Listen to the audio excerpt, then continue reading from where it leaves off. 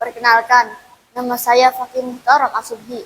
Saya duduk di kelas 1 TNI, Madinatul Najah, Tangsel. Saya mengikuti lomba pidato bahasa Indonesia dengan berjudul Peran Pemuda dalam Perkembangan Zaman.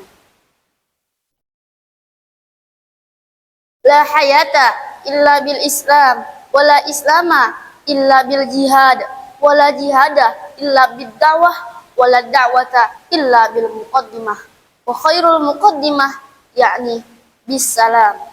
Assalamualaikum warahmatullahi wabarakatuh.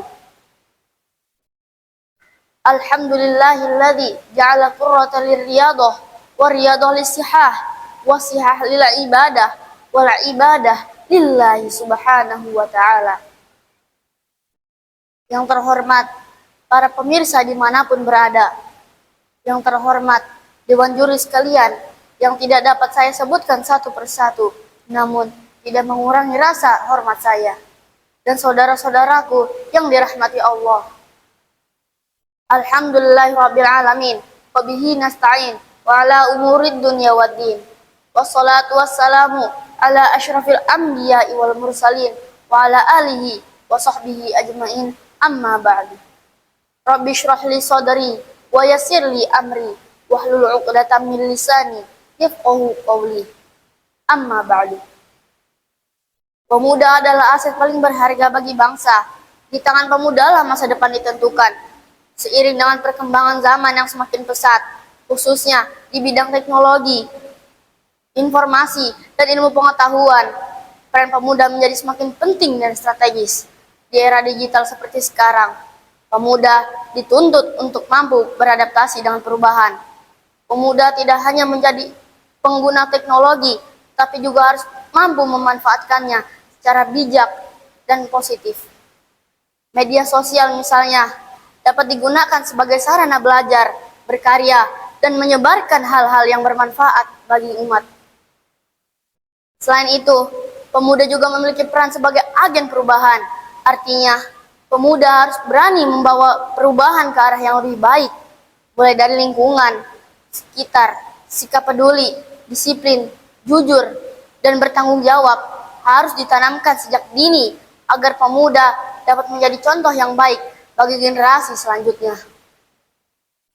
Namun, kemajuan zaman juga membawa tantangan tersendiri. Oleh karena itu, pemuda harus memiliki karakter yang kuat, berlandaskan nilai moral dan budaya, dan etika. Dengan demikian, kemajuan tidak hanya diukur dari kecanggihan teknologi, tapi juga dari kualitas sumber daya manusianya. Namun, sayang beribu sayang hadirin, peradaban itu runtuh karena apa yang diharapkan. Mazhab dan keberagaman pendapat menjadi sumber perpecahan, saling menghujat, saling menghina, bahkan saling membunuh sesama umat beragama. Amarah yang terarah yang membuat kita tidak bisa berbuat apa-apa. Semoga kita semua menjadi pemuda-pemuda yang beriman, yang mendapatkan petunjuk dari Allah Subhanahu wa Ta'ala, sebagaimana pemuda Ashabul Kahfi yang diceritakan dalam surat Al-Kahfi ayat 13 yang berbunyi, A'udzu billahi minasy syaithanir rajim. Bismillahirrahmanirrahim. Nahnu naqussu 'alaika naba'ahum bil haqq. Innahum fityatun amanu bi rabbihim wa zidnahum huda. Kami menceritakan kepadamu, Nabi Muhammad, kisah mereka dengan sebenarnya. Sungguhnya mereka adalah pemuda-pemuda yang beriman kepada Tuhan mereka, dan kami menambahkan petunjuk kepada mereka. Surah Al-Kahfi ayat 13. Dan dalam Mahfuzat dikatakan, Syababul yaum rijalul ghad. Pemuda hari ini adalah tokoh masa depan. Innal fata man yaquluha anadha wa laysa fata man yaqulu kana abi.